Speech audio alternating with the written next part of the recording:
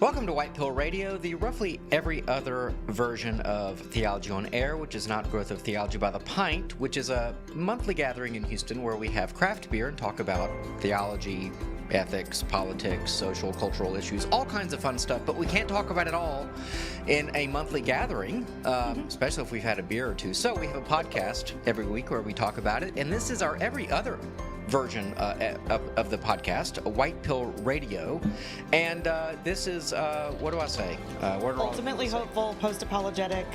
Yes, post-apologetic, very important, because I'm so black-pilled. Ultimately hopeful. Applied theology. It is applied theology. We're taking our theology and we're applying it to the issues of the world. We're looking at news and current events from a Christian worldview. And I like to say that this is blessed talk, not happy talk. Blessed talk, not happy talk. That's right. So we got a lot of headlines to just jump right in the middle of, and I'll introduce our guest. I'm going against normal protocol, if that's cool. Okay. So we have a special guest, writer at American Greatness and lots of other publications, Adam Ellwanger. He is professor. He is allowed to say he is professor of English at University of Houston downtown. So we are very glad to have him with us today. He did a podcast with my cousin at Everyman Commentary, which I've mentioned a few times before as well. He'll have to write at everymancommentary.substack.com, and maybe write for Theology by the Pint sometime. Sure. Too. Okay, yeah, we're going to put him on the payroll. Anyway, Adam Ellwanger, where can people find you? Just say that up front. On X, I could be found at the number 1 heretical truth. And, my stuff is sort of all over various commentary sites online. And, you can search out my university page. If you'd like to be in touch by email, I'm always happy to hear from people. Cool. Thank you for the invitation, by the way. And you can bring that mic a little bit closer to you. Okay. Just a little. Okay. And we're always honored when the grand poobah herself of Theology by the Pint is here, Sarah Stone. Ulrich. Oh, yeah. It's hyphated now. Yeah. I know. All right. It doesn't roll off the tongue the same way as once you get used to it. We got to talk about that. I mean, I know Stone is your professional name and, all that, but I mean, we got to talk about that. I don't know what I think about hyphenated names. What if you and Dave have kids? Then what if they want to get married and they have hyphenated names? You know what? I'll tell you what. If we have kids, then we cross that bridge. All right. Okay. Okay. That's a big if. All right. Well, we have a lot to talk about. Did I mention theologybythepint.com? You may have, but say it again. Theologybythepint.org. Go check it out. We have some awesome upcoming episodes, or events, rather. Yeah. November is on immigration, right? November is going to be spicy. Yeah. Yes. November 11th. It's 11/11, easy to remember. That's going to be right here in the heart of Houston in the Heights. And yeah, it's going to be about what makes a nation, borders, ICE raids, all that jazz. And even though we have successfully closed our border, it's still a major issue because, the No Kings protest this weekend. Do you know that I had a group? There's another one? Yeah. Yep. Oh, boy. Big one. I thought we already established no one wants a king. Yeah, I thought so too. Weird. But I actually had a group of people ask if they could use my parking lot for that. And did you say yes and $20 a piece? I said no. We got a work day here. We're going to be doing yard work Saturday. Man, I would have been capitalistic about it. Like, money talks, baby. There is not enough money on earth to provide parking for a No Kings protest at this church. So you get to be the parking king, though. You could even wear a crown. That would be, what? That'd be really fun. I feel like it's kind of toothless. It's kind of cute, the No Kings thing. It's like having a No Werewolves podcast. Yeah. You don't believe in werewolves? Right. Oh boy. Look, we just got derailed. Okay. We got to talk about werewolves now and how they're actually a CIA operation coming out of a small factory. Okay. Anyway, start us off, Sarah. We need to know if Trump is going to heaven or not.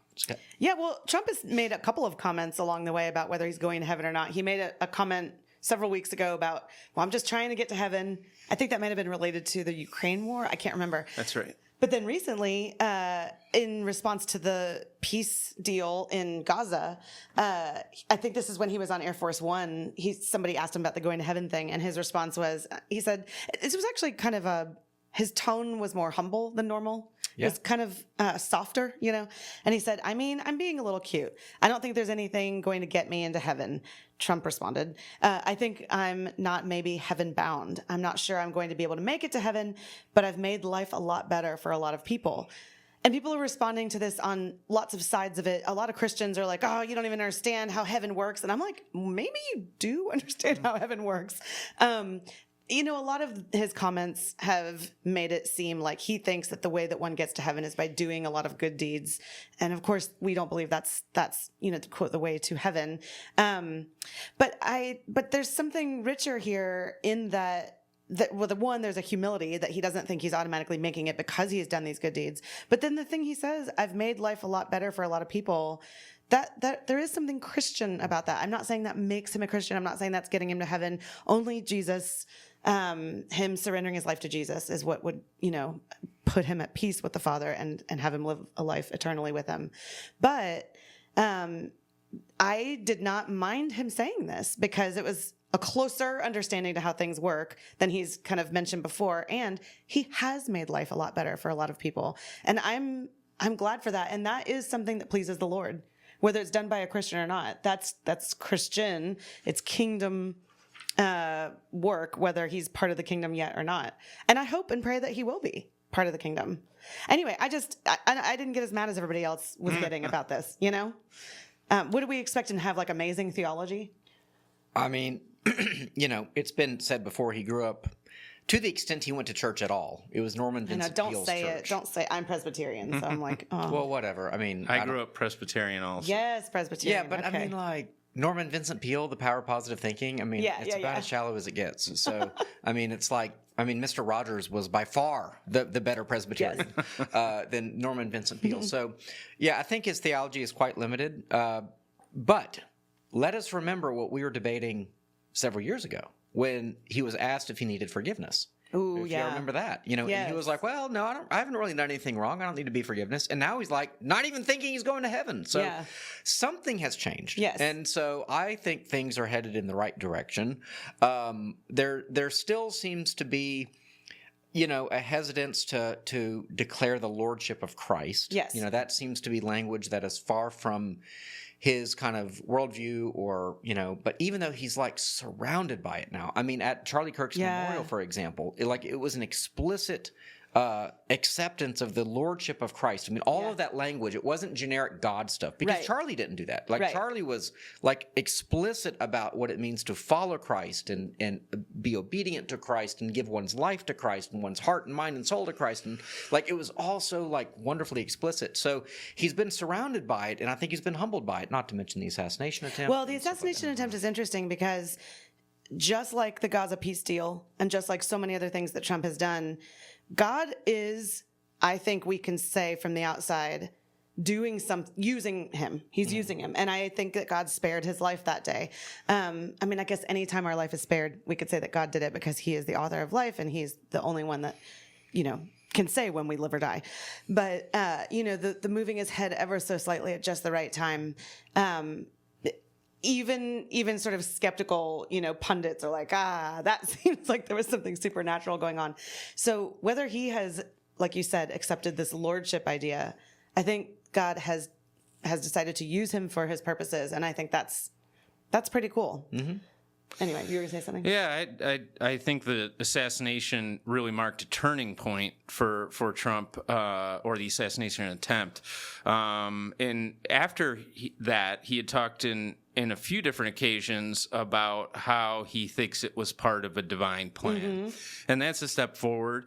And I think these latest comments, if we talk about what repentance means, I literally wrote the book on the Greek term metanoia. And it seems like at the bottom of his remarks is an awareness, kind of a new awareness, really, of his own sin. And, whether or not I think you're right. He seems reticent to talk of it in sort of an explicit devotion to Christ, but he seems to be on his way. And, that's one model of Christian conversion, is the progressive incremental thing. Mm-hmm.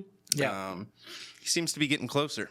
I remember when I was in seminary, our very first Greek class assignment to learn how to use the lexicon and whatnot was to look up the word metanoia, which is the Greek word for repentance.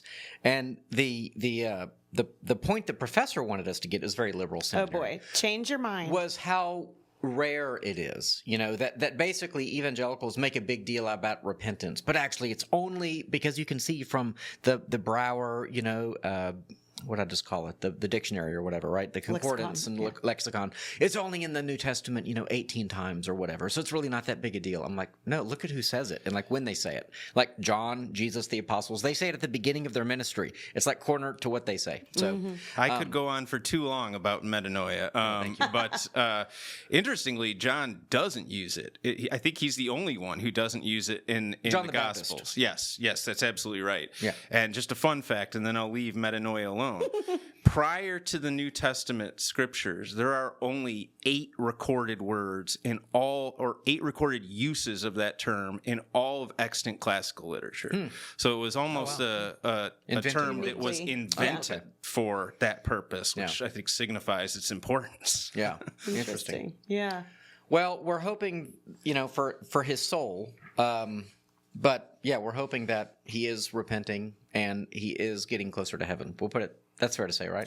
I think so. Yeah. And one last thing, when he at the memorial for Charlie Kirk, Erica Kirk got up there and said, "I forgive the man that killed my husband," and then Trump said, "Not me," and he said, "I hate my enemies." But then this was cheeky and it was funny and it was adding a little bit of levity where there was like they needed that, and I again don't really blame him for that.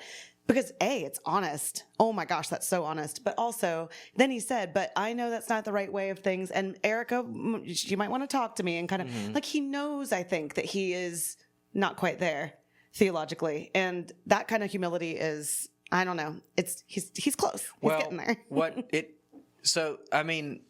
After Charlie Kirk's assassination, that was the only thing that basically got Trump off the headlines for as extended a period of time. I'm talking since 2015, really. Yeah. He has dominated the news cycle for so long, and he really had to take a backseat, to Charlie Kirk, and sadly. But I'll say this, because Luke 17 came up a couple of weeks ago in our lectionary, and so it was about Jesus saying, if you have faith the size of mustard seeds, you can move a mulberry tree. And that really was about the disciples saying, increase our faith to forgive 7 times.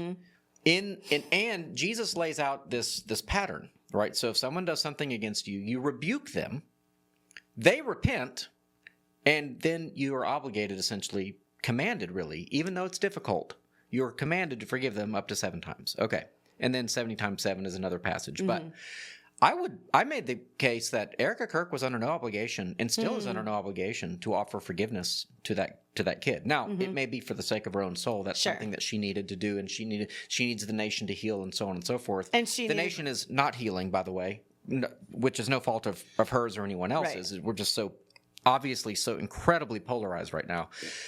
But can I ask a crass question? Oh, please. You guys buy the is the forgiveness authentic there? I think it was a great model of sort of the Christian ethos to say that she forgives him, but it's tough for me in the sense that it almost seems too soon, to be able to just say, okay, yeah, I'm over it, you're forgiven. But she didn't say I'm over it. She didn't, but essentially it seems like that would be, I'm not saying that he shouldn't be forgiven by her or by anybody, but I'm saying that it seems like reaching that point might take longer than the 8 or 9 days that it did. So my thought on that was, yes, it seemed premature, but I heard it more as I'm beginning the path of forgiveness. Yeah. And I'm going to say it today because today's the day that it'll have the impact on all these people listening. Yeah. Millions of people it's very heard powerful. That. Yeah. And when else would that happen? So, if I were her and I were as strong as she is, to be able to just, it's my intent to forgive him. And that starts now, is kind of how I heard it. Yeah. Or I'm declaring words that I know I need to say, given that I'm a public follower of Christ, sort of thing. But a lot of what has taken place in that whole setting, like his show continuing, his friends, continuing to do the show, that's the denial stage of grief. And so there's grief is going to hit all of those people that were very close to him, and even our nation in some ways, at different times and in different ways, over time, because it's just going to hit but you kind of like people will say, I still can't believe he's gone, and so I'm not saying that she wasn't well aware of it. I'm not, denial.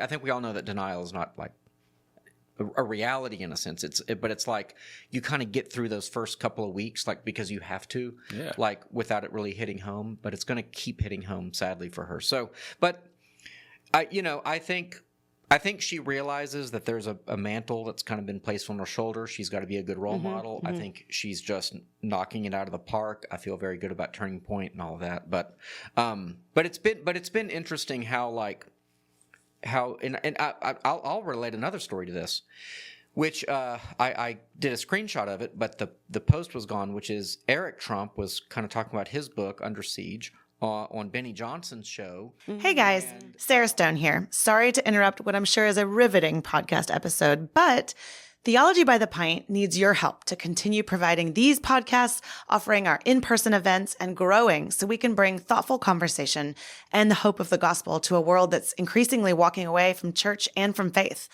Now that we're a 501c3 nonprofit, all donations are tax deductible, so we've crunched the numbers, and if each listener of this episode gave just $1 for each episode you listen to, we'd put a huge dent in our annual budget. So consider giving today. Go to theologybythepint.org/give and click the link to donate. Thanks so much, and now back to our show. And this topic came up of like Trump going to heaven, and there was a lot of criticism of Benny Johnson, like basically not proclaiming the gospel in that moment. And I'm not going to go through it here because we don't have the video, but like someone texted or someone put in the comments, this is where we miss Charlie because Benny swung and missed, just like Babylon Bee swung and missed when they had Elon Musk in their midst, and they like kind of almost proclaimed the gospel, but they in a joking but he way handed it to them on a silver platter, and they were like, let's move on. Yeah. He was like, oh, that water and the wine thing was cool. Anyway, and so there have been these moments where like the gospel's like right there on a tee, and like Charlie Kirk would have hit it out of the park. Like we all know that. Like he just didn't miss those opportunities, and he was so bold, and he understood the gospel, and that's just not the case with a lot of our commentary class in the conservative space.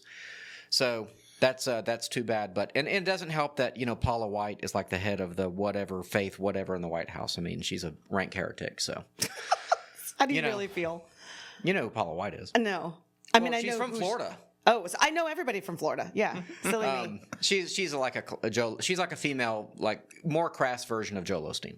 Do you know that I was preparing a graphic earlier for one of our upcoming events, and I was we're going to be doing something on Catholicism, Protestantism, and Eastern Orthodoxy. So I thought, well, I'll just get sort of the like emblematic, Pope with the mitre and the, Eastern Orthodox with the, beard or whatever. Anyway, and I thought, well, who's the most famous Protestant priest right now? So I just Googled who's the most famous Protestant pastor. And Joel Osteen, T.D. Jakes came up. Those were that was disappointing. I mean, they have the most, podcast downloads or what have you. So. Also, interestingly enough, when I put the word minister. Can you just put R.C. Sproul there? Oh, gosh. I was trying to look for someone that was still alive. Anyway, we should move on to our next article. Yeah. Which was written by our guest. Ta-da! Right. Yeah, tell us about this. Yeah. The article sort of takes the Charlie Kirk assassination as a starting off point. And, I study rhetoric, argumentation, and I study public discourse. And the Kirk thing brought to mind that there's really two different ways of engaging persuasion and deliberation in the public sphere. And Charlie Kirk was practicing what we might call deliberative democracy.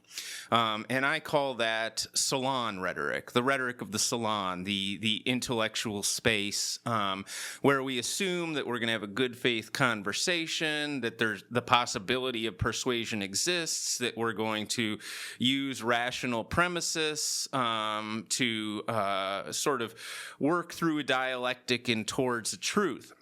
But I contrast this with what I call the rhetoric of the saloon. And of course, the rhetoric Such of a the clever device. saloon works much differently. In the saloon, you can't always assume the goodwill of your interlocutor. You can't always assume that people are going to respond or use rational arguments. And the threat of violence looms constantly, either real or symbolic violence over the saloon. And the interesting thing to me was that Kirk was practicing Salon rhetoric at the universities. That seems to me to be an indication of his idealism. But the fact of the matter is that the universities are a space now of saloon rhetoric. And so tragically, I think that at least part of what happened there is he's inhabiting the space of a saloon as though it's a salon. And this can be the price that you pay when that happens tragically. And essentially the argument of my article is that right now we're still training young conservatives, particularly men, in salon rhetoric. And when we see examples of the saloon rhetoric, we kind of point from the corner of the saloon and say, yeah, that we're not going to do that. But the fact of the matter is if you're in a rhetorical bar fight, right, nobody cares about your politeness, your reason, your intelligence. First, to restore those conditions, you got to win the bar fight. And so I think it's time to start really examining how to win in the rhetorical saloon. I want to ask something about that. But first, I do want to just say for our listeners, only because we have a younger audience, that term salon, I discovered this several years ago when I was going to actually host a salon at my house. And everybody that I was inviting, except for a couple of them, were asking, like, well, do you mean like how people talk when they go get their nails done? I mean, really, that word has kind of fallen out of our parlance, but it used to be... actually used to be started by mostly women, but talking about art and culture and these kinds of things with people that might see things differently from you. But it's a conversation and kind of has an intellectual, feeling to it. Right? The history of the word is interesting. Our word salon comes from European languages, comes from Europe. The word saloon is an American invention. And it's almost a slur of a slurred speech of salon, the saloon. Interesting. And we're a rough people. And America's always been a saloon in some sense, and that hasn't stopped. And to think that we're somehow above that or beyond that is a mistake. No, I'm reading a biography of George Washington, and there's a lot of talks of take place at taverns, one step above a saloon, if at all. But whereas the salons were where the French aristocracy or the maybe just below aristocracy would get and talk about the cultural ideas of the day and have friendly debate. But Charlie Kirk was like me. We both would we both kind of began our conservatism in this world of ideas, right? Like Austrian economics, we read some Atlas Shrugged. We, we certainly understand abortion. So we learn all the arguments against abortion, like the scientific proof of when life begins, and various philosophical arguments for this and that. And no, I think you're exactly right. I think I think that he was definitely. I think a lot of his positions were hardening. I think, he came out of the Tea Party era when we thought that, like, the biggest problem was, like, big government. Right. And then the culture war kind of encroached, and, like, Republicans spent a lot of money, too. And then COVID happened, and Black Lives Matter happened. And it, like, a lot of things kind of started to go really sideways. And, like, so he was still, and I do think he was effective. I do think that there were people with ears to hear who heard the arguments and were convinced. I think you see that in polling data.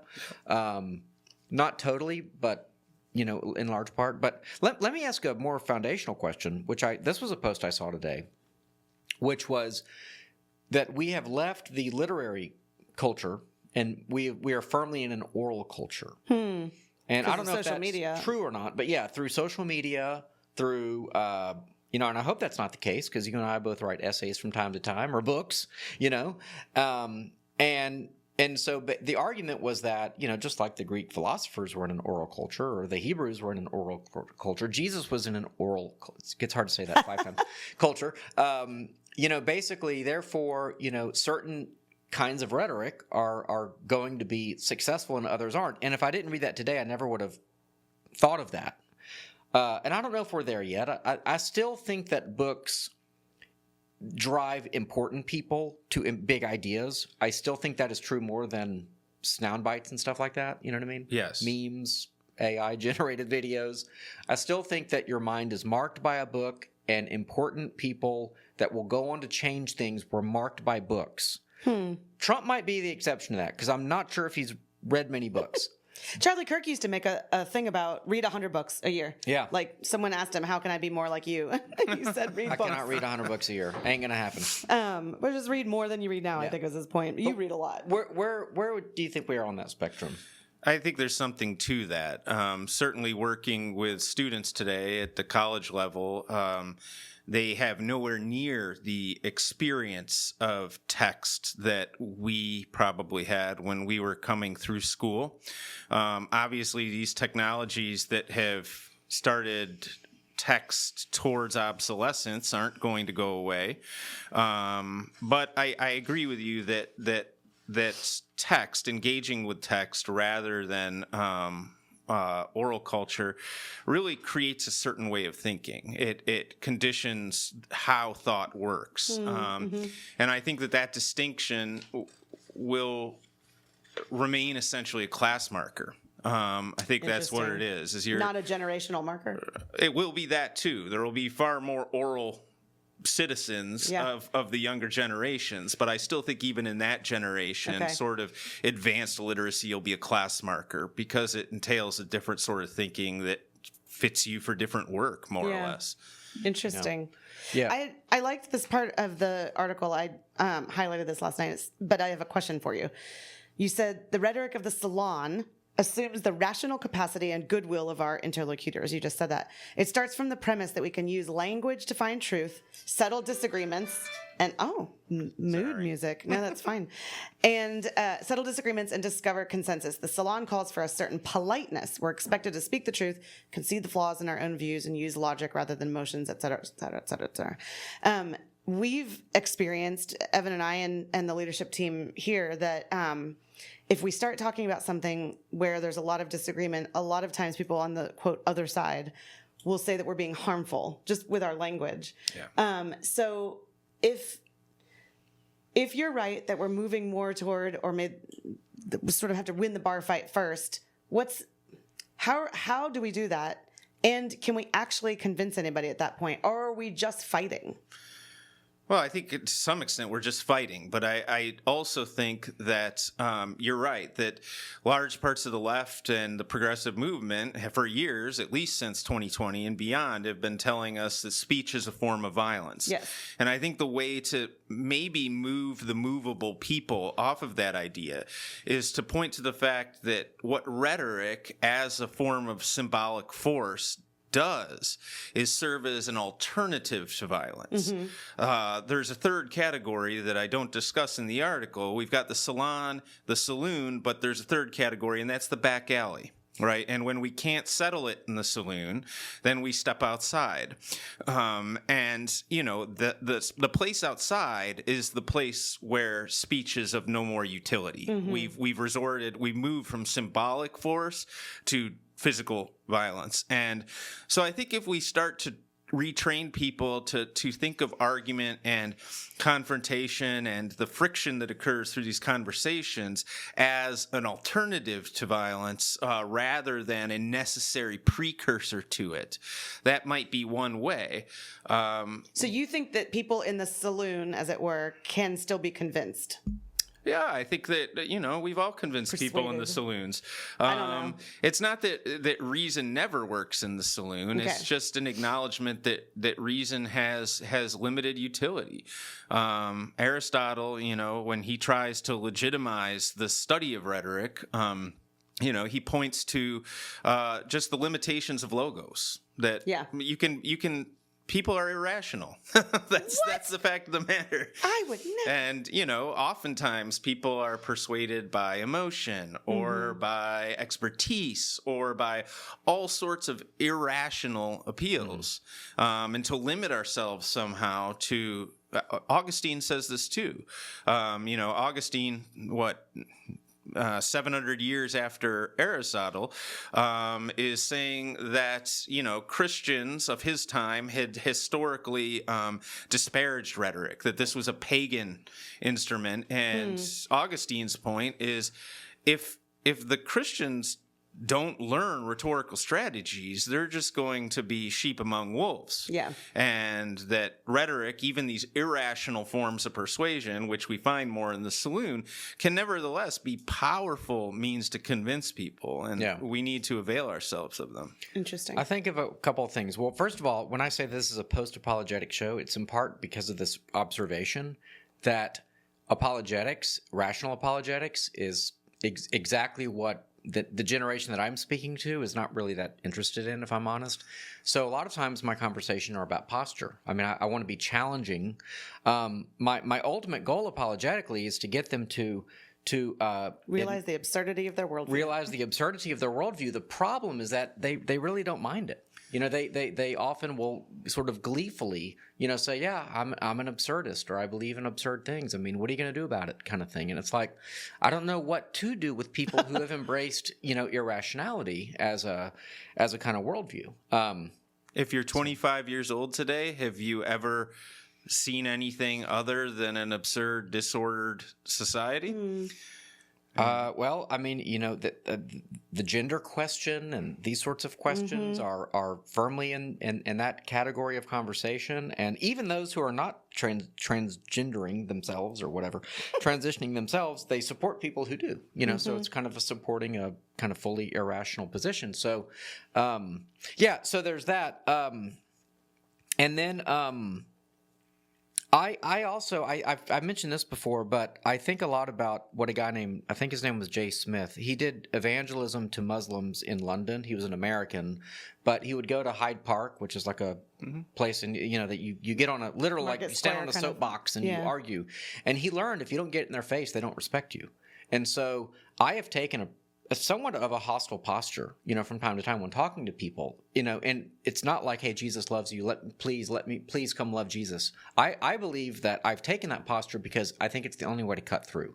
Like, they're not going to respect me if I don't believe what I believe more vociferously than they do. Yeah. And in fact, I didn't record this, but I've been talking to two Muslims who are American kids, white kids, who converted to Islam. Wow. And she she didn't cover her face, but she wears the full hijab outfit. Yeah. And and they have stopped by and talked, several times, very respectfully. But there have been points where I've raised my voice and I've said, look, you don't honor God. I'm telling you, anyway, not to get into all the conversations, but so I think that the rhetoric does have to change. Let me ask you this. Do you think that, we should be going to college campuses and having these kinds of talks, or should we just approach it differently now, like in a post-Charlie Kirk world, I think we should definitely be having these kinds of talks. In fact, what I'm seeing of students now, not so much faculty and administration. Faculty and administration are still living in 2020. They haven't changed their ideas about anything. But the students that we're getting now seem to be to a point where they're somewhat exhausted with the secular pieties of 2020, 2021, 2022. And, so in that sense, I think that there is a lot of opportunity for persuasion at the universities now. I just think that, like you said, it's going to require some parrhesia, some boldness of speech, and maybe some symbolic aggression. When I talk to students, especially about Christ or faith, the biggest thing that I try to do in my comportment is to be unapologetic about the faith and not humiliated by it, right? I felt like, when I was 20 years old, when people my age would talk about Jesus or things like this, it always had kind of this... a simpering kind of... Yeah, sort of, well, I'm sorry, but yes, I think this. And I think that... we talk about Christian apologetics, and you're talking about, of course, the defense of the faith, but in the sort of secular sense of apologetics, the time for Christian apologizing for Christianity is over. Right. Right? Well, I think the I keep saying this is my mantra. The secular experiment has been run and it's failed. Okay, so we're the good thing is that we're on the other side of that now. Like we've seen what it offers us and it sucks. There are people that two of my favorite follows on X. They're both Roman Catholic, but Mike Cernovich and Peachy Keenan. Yeah, and so he talked about. He was talking to a friend of his, and they both have teenage boys. And basically, the conversation was that these guys make us look like moderate, center left guys. Our teenagers are based like they are very right wing. They are totally done with the GHEY like version of the world. They're just not interested at all. Like it's not masculine. It's not attractive. It doesn't go anywhere. They don't like the rainbow flag. They're not ashamed for being white. Like they've just rejected the whole left platform, all of identity politics. And she chimed in and was like, "Yeah, basically my kid is Genghis Khan, and I'm, so it was interesting. And that's kind of where I do think there's kind of the optimism here is that in many ways I think the left has and is overplaying its hand. That the kind of long slow march through the institutions kind of has reached its plateau, and then they kind of tried to like go for the jugular. Bad phrase, but sorry. But and I do think in many cases the assassination of Charlie Kirk and probably won't be the last one, but that also is an overplaying of its hand, and so we're going to see the reversal of that march, but it's going to take a while. And that's my only question is, can it be done? Can it be unwound nonviolently? And I'm not sure that it can. So. That's a whole other conversation. I told Sarah we need to do a whole, event around whether we're in or will be in a civil war, at some point, because I do see an entire like class. When I say class, I mean millions of people who are essentially spiritually empty on the inside and think nothing of political violence. We're seeing this in the polls. Richard Barris, the People's Pundit, I've heard him tease a poll that he has coming out in the next day or so that where the left is firmly in support of political violence to achieve its ends. We've seen other polls that indicate that. So I do like truly worry that like there is an entire that there are like millions of essentially sociopaths. I can't diagnose from afar, but like there are millions of people who really have no thoughts at all. I mean, this is who ends up joining Antifa, right? Yeah. They have no great cause of life, no great love of life, no real reason to respect life. The abortion arguments have sown the soil for 50, 60 years, and we're starting to see the fruit. Well, not to mention that they're so isolated from reality and real community because of smartphones and the internet and the sort of nasty sub-regions of the internet that have pulled them away from their family. And I mean, Jonathan Haidt talks a lot about all of that. And I think, yes, this is partly why, just maybe this segues to the next article, this is partly why Gen Z is more and more asexual. It's so bizarre. And it's partly because they're just far from every good and right thing. Like that's a natural desire, when you're a teenage boy or teenage girl and start getting the tingly feelings, but they're so removed from that. So yes, I think the culture of death because of the abortion issue and then just being completely isolated from reality, touching grass. Yeah. It's not a great combination, but maybe there's some good news in this chart. Yeah, this kind of made the rounds on X. In fact, Mike Cernovich reposted it. That's how I saw it. And it's it's a graph, okay? This is from Eric Hoffman's feed, and it's a thread that I don't have the whole thing of. But the long story short is that there are it looks like 3 universities where people are polled, and the percentage of those who don't identify as male or female reached its zenith pretty much universally among all of them in 2023. And let's say, for example, in 2021, it was for all of them around 4%, okay? And then in 2023, it's not color-coded, I didn't print color, sorry, but, one was 9%, one was 7%, one was 5%, and now in 2025, they're all sub 4, with two of them being right around 2%. So the point is that from 2021 to 2025, with 2023 being like a triangle almost, they all kind of went up and then kind of came back down. And by the way, in 2019, at one of these schools, it was 0. There were no students identifying that did not identify as male or female, right?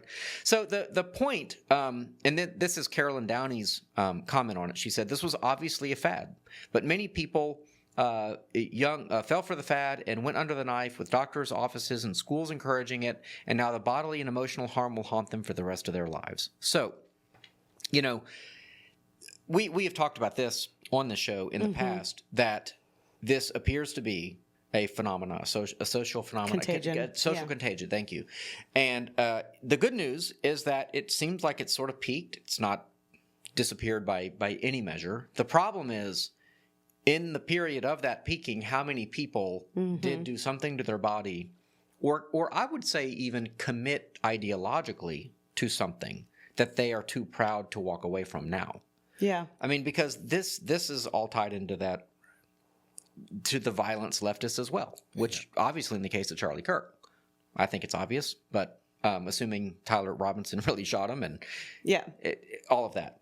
So anyway, but I'm hoping at the end of the day, it is good news that we're getting back to the most salient fact in all of biology, which is that there are boys and girls, and it's true from everywhere from human beings to butterflies to corn. There's corn, tassels and whatnot are like the males. I did not know that, actually. Yeah. Wow. Okay. I think I've clearly trans to some extent was a fashion. And For sure. I think when we think of sort of the early aughts, we think of the emo look. Yeah. When we think of the 80s, we think of new wave. Grunge, I really do believe that in 20 or 30 years, we'll look back on the trans aesthetic and see it in the way we do there. But I also think that part of that peak, certainly there was a lot of efforts on the part of the media to produce that effect. But also, I think that LGBT identification, particularly among young men and women at that time in 2020, 21, 22, 23, right, at the time when being a quote-unquote cis, white, male, middle class, Christian, sort of, you pile up these identifiers and you become all the things. You're the bad thing. I'm starting to take this personally. And right. Well, I mean, we're now seeing the backlash of that, but I think that there's a certain type of person on whom that sort of projected guilt weighed very, very heavily. And I think part of what trans was this was a lifeline, right? If I can mark myself somehow as Not that. oppressed, as marginalized, it's sort of like a form of penance. And it's no coincidence, I think, that now that the real heat of that moment of the sort of the 2020 vibe, where it's like everything white, male, cis, Christian, heterosexual, middle class is the embodiment of evil in our society. Now that moment seems to have started to fade, we also see trans identification starting to fade. Interesting. That's Man, my I hope take. you're right. But I also think about all of the parents that it was a fashion for them to have their kids be some kind of non-binary or whatever. And I don't know how long that's going to stretch into the future. I hope this chart is right. Goodness, I hope so. A lot of Munchausen by proxy Yes. among the parents there.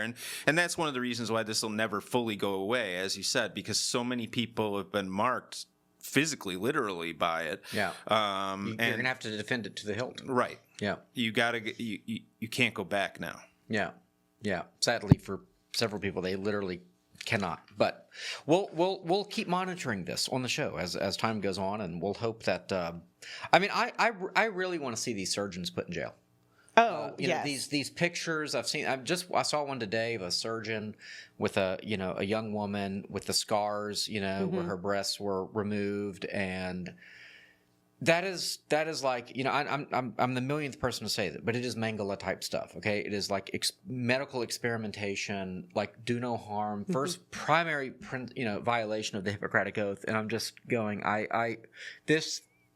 we won't be healthy and sane as a society until those people are put in jail. Like, you can't hide behind the fact that it was done, in a first-class medical establishment, and that everyone kind of agreed with it and say it's okay. Like, someone has to have the moral authority and the moral clarity to say, This was you a were crime. wrong. Yeah. Everyone was wrong, and you're going to jail for it. I don't care if the patient agreed. It's your responsibility to know what is best. And the psychiatrist who affirmed it, they need to go to jail too. Like, there needs to be a paddy wagon full of. Do you know that's racist against Irish people? Oh my gosh. No, it is. I heard that the other day because they're all named Paddy in Ireland or something. Evan's last name And is they get McClanahan, so he knows these sorts I'm of things. Scottish. Scottish I and don't care. Irish, I don't care they're about so that. close.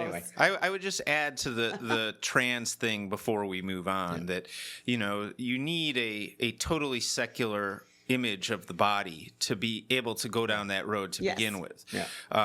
But there's kind of a sort of light at the end of the tunnel with that, in the sense that through the trans thing, many secular progressive people kind of in a backwards way discovered the soul, Yes. which they would have denied the existence of outside of that context. What do we call it except, well, on the inside, I'm a woman, right? What is that inside? Yeah. Right. That's the soul. And so there's an opportunity there too for when they sort of awaken to the fact that maybe the trans thing was misguided, but maybe the interior self is something more than just an epiphenomenon of consciousness. Yeah. Maybe there's a spiritual dimension there.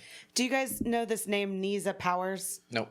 Do you know this name? He's a big influencer on Instagram right now. Somebody told me about him recently. I'm on X. I'm on X. I'm not on Instagram. Well, he's just delightfully naive and sweet. He's a new Christian, and he's documenting. He's on day like 126 of being a Christian, and he used to identify as a woman, and has made the change that you're talking about, like recognizing that he is more than a body that's this non-binary or opposite sex thing, and it's really cool, and he's so excited to tell everyone about the gospel. I mean, he's at the grocery store, he's at the mall, like anywhere he goes, he's like, "Can I tell you how I'm free now? I used to have a wrong identity." But anyway, it's great. He's trying to find a church, and he's just the sweetest thing. Like, he just knows the bare bones basics about Christianity, and he's all in.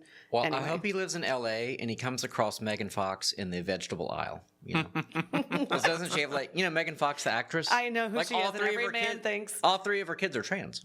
Oh, that's right. Yeah, and Charlize Theron and I know all of them. Okay, let's talk about Muslims. Okay, so this kind of made the news, kind of like a confirmation of all of our fears to all my Roman Catholic friends. A lot of places had this article, but this is one I published. Vice perfect Muslims can also pray in the Vatican library. It's not only one of the most valuable libraries in the world and open to scholars. Not only Christian researchers are welcome in the Vatican library, Muslims can find incredibly old Qurans here, says its deputy director. And the long story short is that they created a place for these Muslim scholars to pray. I guess when they show up to do research, it would be a shame if they couldn't pray 5 times a day. So they have asked, Muslim scholars have asked us for a room with a carpet for praying, and we have given it to them. I mean, that's the whole story. Everything else doesn't matter. So they gave him a room with carpet. But before, they could still come to the Vatican and look at books. They just couldn't have carpet for their knees, right? I mean, knees and face, I guess. The question is, to whom are they praying? Like, okay, They're praying to Allah. The Vatican and the Muslims used to fight crusades. Okay, Yes. I mean, tens of thousands, hundreds of thousands of people fought to the death in the most brutal way imaginable, under the most horrific circumstances possible, because we believed our gods were fundamentally, incompatibly different. That Islam is a false teaching. It's a total bastardization of Christianity. Yes. It's a response to Christianity as well. And now we let them pray and are theoretically Not I'm let Catholic. them. Encourage it. Like, Yes. curate Yes. space for them. Yes, Yeah. it was. If you remember, it was one of my 11 things that we need to do to make Muslims essentially feel welcome, so they'll go back home. That was an article I wrote on was August very tongue-in-cheek. website, and but one of the things is like we don't Disneyland doesn't offer, for example, Muslim prayer locations. Like we just don't. If you want to pray, go pray. We don't care. It's none of our business. But like we're not going to like facilitate. all of these Yeah. aspects of your life in a way that we don't even facilitate for Christians. But if we do facilitate them for Christians, well, that's our majority culture. Right? You don't facilitate our way of life in Saudi Arabia, so why are we facilitating yours? It's because you have a sense of who you are, and you're proud of that, and we don't, obviously. And even at the highest level in the Vatican, they're ashamed of who they are. Well, and like you say something about Disney World or Disneyland, that's a secular space. Yeah. The Vatican is ostensibly some kind of sacred space, right? So in the group chat, I said something like, this would be like me turning one of the rooms of my house into a space where someone can go curse me and my children. Right. Because if the Vatican's a space where people are supposed to be honoring God, the God of the Bible, Yahweh, whatever you want to call him, making a room where someone can go worship and pray to a false, as you say, bastardization of our God, a false God, let's call it a demon. Like what? That's insane. That's so, it's self-hatred, Yeah. Yeah, I think for me that story is just the necessary telos or ends of liberalism. It's suicidal empathy. That's secularism is in some sense the idol that many churches pray to as the price of their legitimacy, right? You either get in line with the secular values of tolerance and equality. This is just another faith, no different from ours. If you want to be accepted in sort of Western liberal society, this is the cost of doing business. The real story is just the sadness that's where the Vatican's got to, is that there's no more bulwark, that the sort of fatalistic destination of liberal secularism is unavoidable, even for its opposite in some sense. Right. If I've said, coming out of a liberal church body, we left a liberal denomination to join a more centrist, I guess, or conservative, Lutheran denomination, and it's obvious to those of us who have gone through something like that, not that it was traumatic, but it was kind of difficult, and that you're either basically in today's world a pretty hardcore conservative, or you're going to drift left. Okay, if you're not staking your claim for openly, proudly conservative positions, then you're just going to drift left. Because that's what we've done for the last 50 years in America. We just drifted further and further left, and no one kind of was saying, standing athwart history. I mean, the joke is, actually, William F. Buckley, you sat there and said you were standing athwart history and saying stop, and you got rolled, dude. You people got rolled like over and over again. It took Trump, in many respects, to like actually be a bulwark. Even the Catholic Church has been rolled, I would say. I mean, Pope John Paul II did kind of lay some groundwork for this kind of all paths lead to the same God. I don't think he used that language, but definitely Francis has hinted at it. I don't think Leo's going to slow this down in any way. So it's like, if you're not unabashedly, please, can we just go back to that Latin Mass Catholicism at this point? Like, give me something to argue with here, because you guys are like, nailing, Jello on the wall. Like, there's just nothing there anymore. And of all institutions to not be liberal and secular, it should be Rome. I think all the serious Protestants were pulling for the African guy in the Pope hunt, right? Right. Pope hunt. But the fact that he wasn't chosen, in a sense, he couldn't have been. Yeah. Because sort of like how we had to have a black vice presidential candidate. Yeah. I'm serious. Yeah. The same thing. It had to be that way because of where we are. In the opposite direction. Sure. In that, assuming Kamala Harris is black. I don't know. Oh my gosh. But that's a whole. Sorry. God bless the African church, because nobody's been more instrumental in resisting holding the line. The Western. By the way, this is a massive story that kind of broke on our off week. Otherwise, I'm sure we'd have talked about it. But in Canterbury, it's a female bishop, and supposedly there is talks of mass. It's kind of interesting because, there are a lot of Anglicans who are like, look, we don't like female pastors or priests, but we'll kind of look the other way. But bishop, it's a whole other thing, given the Episcopal nature of the Episcopal Church, the Anglican Church. It's hierarchical by definition. It's like, well, look, once you get to that higher place, something just changed. And so what do you think? Because you're in the Episcopal world.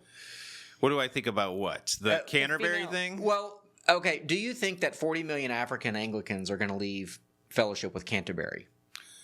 I think that's already happened, and the practical way. I don't know if it'll ever happen in the formal sense, but that the major growth in the church is growing globally, but the growth predominantly is not happening in the West, right? Yeah. The African church and the church in Asia will probably be the areas that guide the faith into the 21st century, and they're not interested in what the liberal West is selling, and so there may be a reckoning that happens pretty naturally because of demographics. Yeah, we'll see. Another story that we haven't talked about are all the Nigerians dying, at the hands of Muslims, and I believe Nigeria is mostly Anglican. There might be some charismatic presence there as well, but so. I don't know, but like this is just, I don't want to say it's a step too far because from my point of view, the Catholics have had a bad couple of weeks, praying to ice cubes and, and there was a story as well. I couldn't track it down, but apparently like in Germany, which is a very liberal, Roman Catholic church or whatever, maybe not in Bavaria, but in other parts of Germany, it's very, very, very liberal. And apparently they have taken that thing about blessing same-sex. We talked about it, but it's like sophistry, so it just drives me crazy. But it's like blessing same-sex couples, but not blessing them as a couple or something like that. Blessing the people, but not blessing what they do in the bedroom. The homosexuality. Even though you know what they're doing in the bedroom. Yeah, and these are gay couples. So anyway, but apparently the Germans have taken that and they're running with it. And they're blessing all kinds of gay unions. And they're taking it past the edge of what the Pope really allowed, and so Weimar Catholicism. Yeah, I just feel like if you're not very clear and plain spoken and blunt in your talk about Saloon and Salon, you see a lot of Salon language in the Catholic Church. It's a lot of sophistry. It's a lot of it's a lot of flowery language. Like no, political dude, just speak, freaking say it. Just say this is wrong, and don't do it. Like why? It's so frustrating. Okay, last article about where a guy finally put his foot down. Yes. Yeah. What's funny because you were talking about a woman as a bishop, and if you think that men should be bishops, I think you probably also agree that most sheriffs should be men. I've been hearing a lot of this in the commentaries in response to this story. So this is a story about this Arkansas father that's facing a murder charge, and now he's putting his bid in to be sheriff.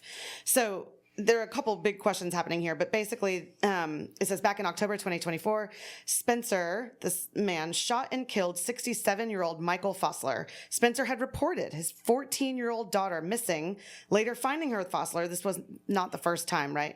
Who at the time was out on bond facing multiple charges tied to the alleged sexual assault of the same girl, okay? So he's out on bond after multiple times assaulting this poor girl. Spencer chased and stopped Fossler's vehicle before opening fire. He killed him. He was later arrested, charged with second-degree murder, and he's going to be going to trial. But in the meantime, he's going to run for sheriff. And if you hear him speak, he's a pretty well-spoken guy. And his point is that the law failed him and that this and he doesn't want that to happen to other people. And so he wants to have a hand in making that better for other people. But that, his daughter was essentially kidnapped and the law wasn't helping him. So he did the right thing, he would say. And there are a fair number of people saying, yeah, that's the kind of sheriff we want. But of course it raises a lot of questions like, A, should he have actually killed this person? The person wasn't on his property. So you can't do the whole, it was self-defense kind of thing. It was vigilante. And we don't want everybody going around and, doing what they think is right because not everybody's going to be right. But also, this scumbag who was sexually assaulting a 14-year-old is dead. Good. So should he have killed him? And then should he be able to run for office concerning he has a murder charge against him? What say you? Well, in the Old Testament, kidnapping is a death penalty offense. Yep. But you have to have 2 witnesses, right? Okay. Oh, well, do you? I don't know. I thought for all of the capital offenses. The kid and yourself? Yep. There you go. So there you go. And maybe there's some security camera footage or something. I don't know about that. That I would count that as well. But pedophilia would also be a death penalty offense. So rape would be a death penalty offense. So honestly, I think, you can argue biblically that if the death penalty still persists to this day for moral crimes such as that, then justice has been done. And I feel for, people in his situation. I think there is a we could talk about anarcho tyranny. We talk about this has been an example that came up a lot. The guy that was the congressman out of like Long Island, the habitual liar. Oh yes. What was his name? George Santos. There you go. Yeah, he's like in jail, federal prison for 7 years. For being basically a fabulist and a guy who like probably spent some campaign money wrong. 7 years in hard time federal prison. There's lots of examples like that. But over and over, we see examples where people do like horrible, violent crimes to people. Matt Walsh points these out on a regular basis. The situation in North Carolina. Is this the guy that killed the child and then was out? Well, that was. But I was thinking of the Ukrainian young lady that was killed in North Carolina. Yes. But there's so many. I mean, these cases come up so often, and so it's like, well, there isn't justice, and so I do think that there is a sense among people and it's dangerous when we get to this point when you start to feel like justice won't be done. So I better take things into my hands, before it's too late. I mean, if your daughter is in a vehicle with somebody, I was going to say your time is very short. You may never see her again. That's a piece of it, right? It's not just that he waited till court finished, like the movie A Time to Kill, and then judgment wasn't there, so then he snuck up and killed the guy. The guy was in the process of doing something wrong, and so he stopped the crime from coming to its final. I mean. That matters too. So I guess the first question is, did he do anything wrong? And I'm sitting here going, biblically, morally, no, he didn't do anything wrong. He was defending his daughter. And that's a just, there is also the case biblically, which is examples of law that you have to extrapolate into future situations that the Bible can't, case law. So, someone breaks into your house at night and they die. Well, sorry, too bad for them. They shouldn't break into your house. So I don't think he did anything morally wrong. I understand the feeling of exasperation. So I support his running for sheriff, and I hope he wins. And I hope he can drop charges against himself.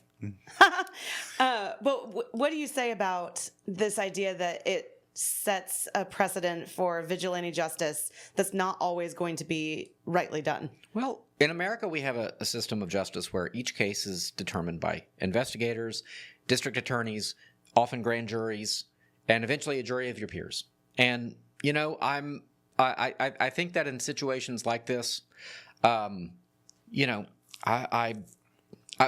willing to take that chance. I'll put it that way. That's how I feel about the system. So, I mean, I guess the mitigating factor could be if you go about it the wrong way, then you put yourself at risk of being tried and convicted and going to jail yourself. I mean, that's always the case. Well. What was the case that came? Oh, the case with the boy that was killed. Yeah, and then they let the guy out on good behavior. More or less, yeah. He basically was insane, so he couldn't stand trial. And anyway, again, Matt Walsh covered this extensively. And because of Matt Walsh, actually, that they went and got him. Yes, because he didn't file his paperwork or something. Anyway, but yes, his point was if the dad avenged his son's death, he certainly would have ended up in jail.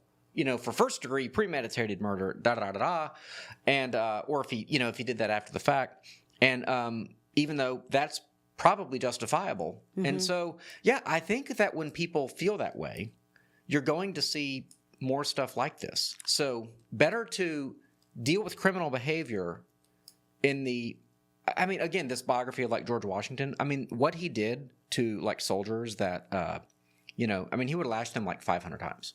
Jeez. Yeah. I mean, it was absolute, and he understood. He didn't like doing it, but it's like, I have to set an example. You can't desert. Like, if you desert my army, there will be a price to pay. Jeez. So, I think the lesson for me at the bottom of this is that we've gotten to this place as a society where we don't enforce the laws anymore, and the justification for that is on the grounds of mercy and humanity and forgiveness and these things. But the fact of the matter is that not enforcing the law is its own kind of violence. Yes. And when the law is not enforced, in the spirit that is meant to be enforced, violence multiplies as a result, and that's what we're seeing here. I would personally, I would say, I'm not sad the guy's gone, right? Yeah. But there are probably ways that the father could have stopped what was happening. Of course, he's frustrated that he's tried many of these before; they haven't come through. But beating the guy to within an inch of his life, does that stop the behavior? I don't know.